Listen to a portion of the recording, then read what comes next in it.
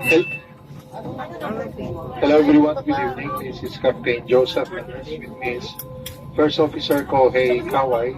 Welcome aboard 479 bound for Bacolod.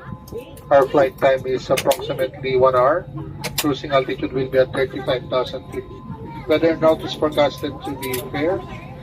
Bacolod weather updates shall be reported prior to our descent. To safeguard guests and crew members against threats of the pandemic, Cebu Pacific has implemented additional precautionary measures to provide everyone peace of mind while in flight. Your safety and comfort is always our priority. We request all guests to pay attention to announcements from the flight deck and cabin crew. Your usual patience, full cooperations, and compliance are highly appreciated. Please do not hesitate to call on the attention of our cabin crew should we require further assistance or clarification on these important measures. We wish you a safe and pleasant journey. Thank you for flying Cebu Pacific.